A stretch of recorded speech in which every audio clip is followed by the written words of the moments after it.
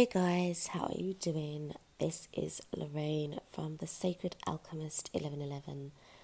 I hope that you're not doing too bad. You are well, you are blessed, you are focused, you are golden, and you are really and truly grateful and thankful for the journey that you're on right now.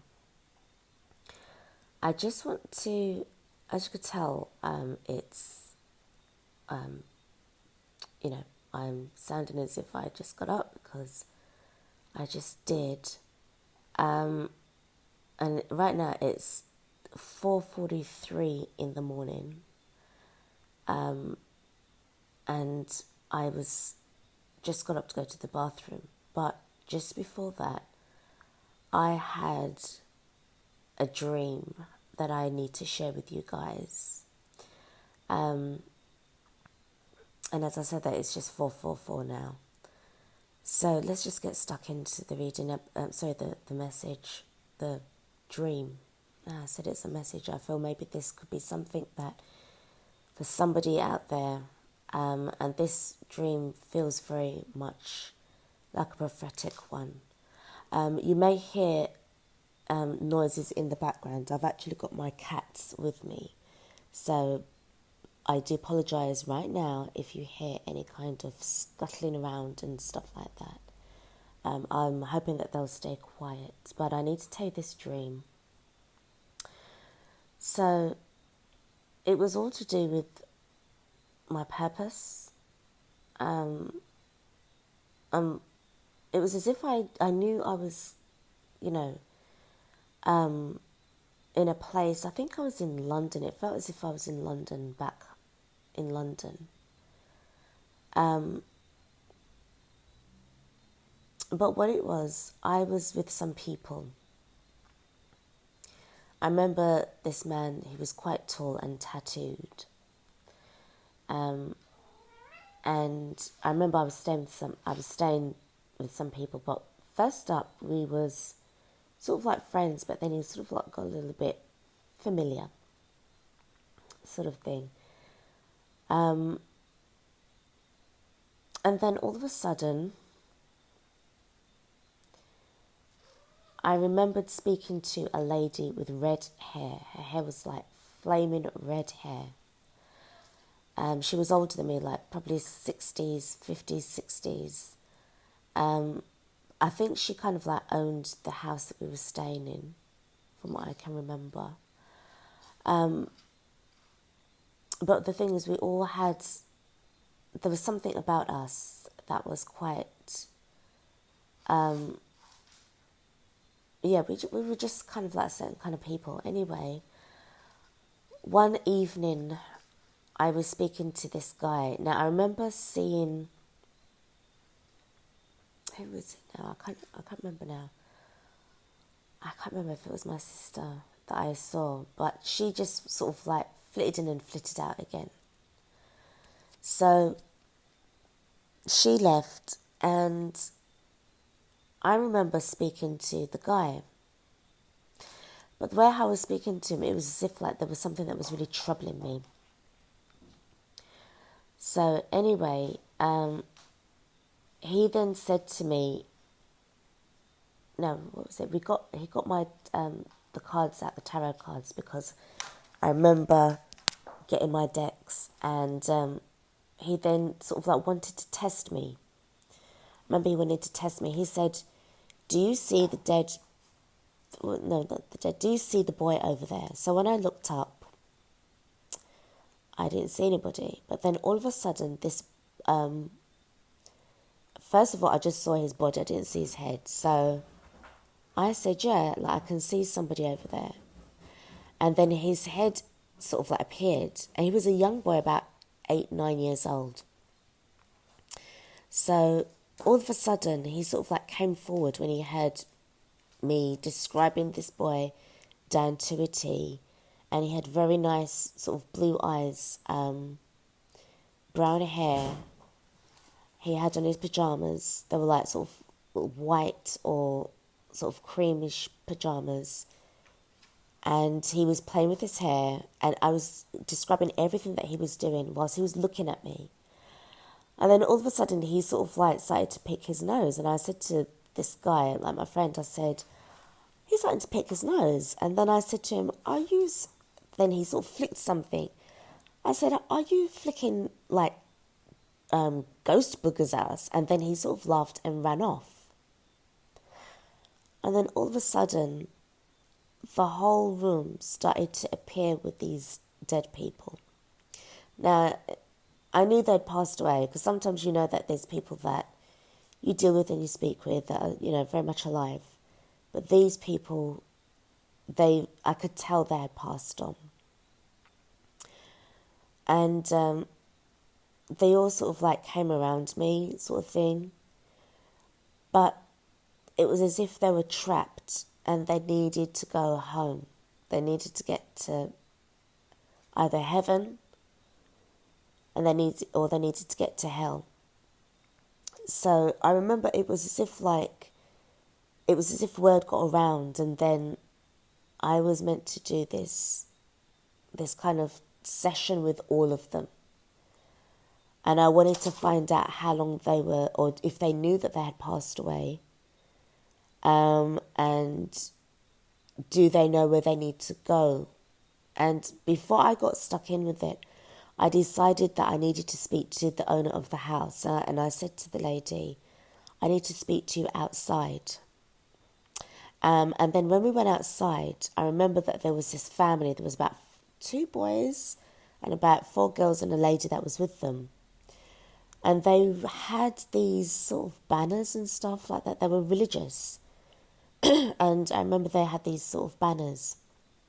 So just as we was about to go outside, I said to them, because the thing is, by now I could see the dead very, very clearly, as if I could see my hand.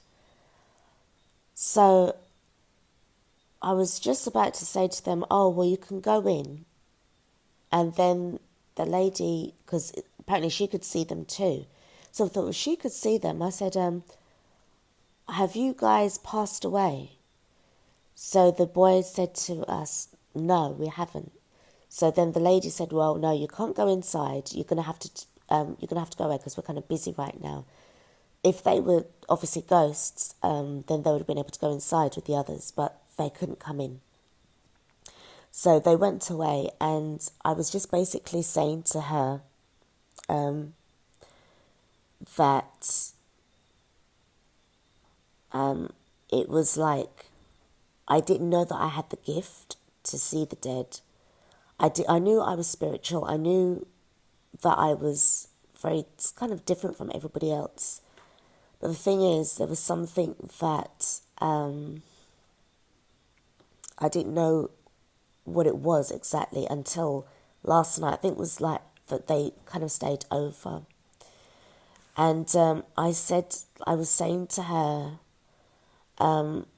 do you mind if I do this in your house? Because what I was trying to say to her was that there were some that I will send to heaven, but then there are some that are going to be sent to hell.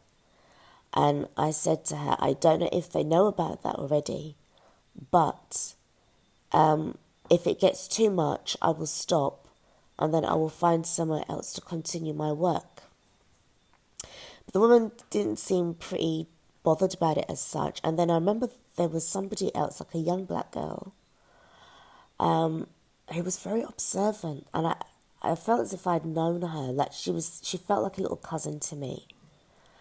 And then she said to me, because I was explaining to her something, and then she cut into me. She said, oh, is it about your boyfriend and the reason why he wants to encourage you to do this?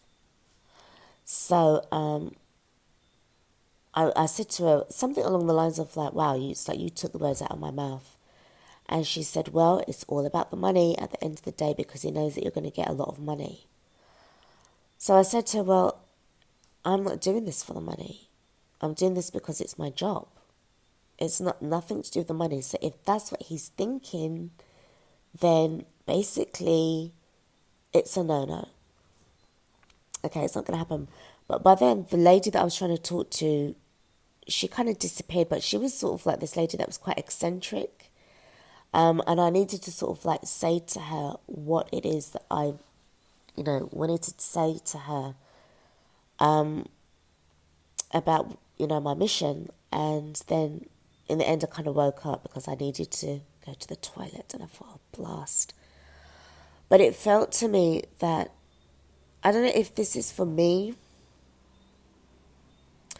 or if this is something that somebody can do, because in my waking life, I don't see the dead. I can't see them in that kind of way. I don't know if this is something, a message for somebody who can see the dead and who've been seeing the dead all of their lives. I feel that, to me, it just felt that this was something that one day it will come to you for you to know exactly what to do, and they will reach out to you. You shouldn't be afraid, because I remember at the time when they all came around, they all appeared, they were of all ages, and they were sort of like making their way down. They wasn't frightening or imposing or anything like that. They were very peaceful, but they were confused. And they were looking for answers, and somehow they were drawn to me because they assumed that I had the answers that to their longing, their yearning for the clarity that they needed. Okay, if any of you guys are mediums, I feel more drawn to the fact that this may be for you guys. I remember seeing 2 pregnant women who must have been about 5 months pregnant, but something happened to them. The lady's face, I think they were actually a couple or sisters, and I remember seeing one of their faces and they looked like as if they were burnt. So I don't know what happened, if they had died in a fire, but they didn't reach the full term of pregnancy. But I remember them sort of like speaking as though they had come from the hospital following their scan, and they were going to be planning this and this and the other. So to me, it felt as if they were still thinking that they were still alive, but they were still pregnant. And then there were others. I mean, obviously I said to you about the little boy. And it kind of overwhelmed me. And I remember this guy who I don't know if he was some boyfriend or somebody. But I remember holding his hand when they all appeared as well. And when I kind of realised, and it finally dawned on me, like this epiphany, I became quite emotional, and I cried on his shoulder because I realised then deep down inside that I couldn't be with this guy, because this calling, it was too much, and a choice needed to be made, which was to follow the path, or to be with this guy. And I couldn't be with him as much as I kind of liked him, sort of thing. He was not the person or who I was meant to be with, or basically he was not a part of my destination, because I felt as if I'd just arrived at what it was that I needed to do. But what I feel is that that's something that I feel for some of you guys, if you can resonate with this what I'm saying here. To me, it feels as if this is something that, as I said, you have the ability to do, where you can see the dead very, very plainly. Like, you can describe everything that they're doing. You can hear everything that they're saying. It's as if they are literally, they're literally alive. I mean, in a sense, they are. They still exist somewhere in the spirit world. Whoever you are, you have a very, very deep connection. It's like it's like you're already like a spirit already in human form, which is what we are. But I feel that you're so tapped in, that I feel that this is something that I think deep down inside you know that that's your chosen path. That's what you want to do. But I feel that also It could be the fact that where you live, maybe there's a few things that are, that are in that situation too. Like if you had your own place, if you had somewhere that you could do this safely. For some of you guys, you have concerns of other people around you that probably know of your gifts, and they're kind of like afraid of you because you can see. And I feel that for the majority of your life, you've actually suppressed your gifts, your spiritual gifts, just to please others. That gift was given to you from God. So you should never be afraid of what you can do. You have a very important purpose here to help those. It's not just humanity in human form, but those who actually lived on this planet but passed away. I know they weren't like spirits like that never, or entities that never lived. These were people who lived. They were alive. So they are like ghosts of people who were here before.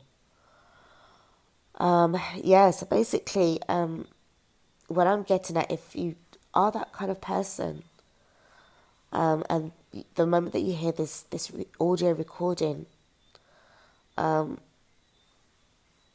feel that, if you feel ready, or whenever this, resonates with you, you can always go back to it and read it, listen to it again. It's as if you're ready to do what you need to do. You're ready. And don't be afraid of what people think of you. Don't let them prevent you from going on your path, because your path has already been given and gifted to you. These people are trying to stop you, to suppress you. They're afraid. Some of them are jealous of your gifts as well, because you're so accurate, and they think that you're a fraud. They think that you're lying. Oh, that's not true. That's not true. Some of you have actually, even told them about certain people that they knew who passed away as well. But you are heavily protected. You are heavily protected. That just burst right in to say you are heavily protected. So there's no way that you are in danger, because you're an earth angel. Okay, that's what I've got for you guys. I hope that this has helped you. Thank you again for your likes, your shares, your comments, your subscriptions to the channel. I'm going to sign off now, get back to sleep if I can. And I'll be back with another reading for you all. All right, so please do take care of yourselves.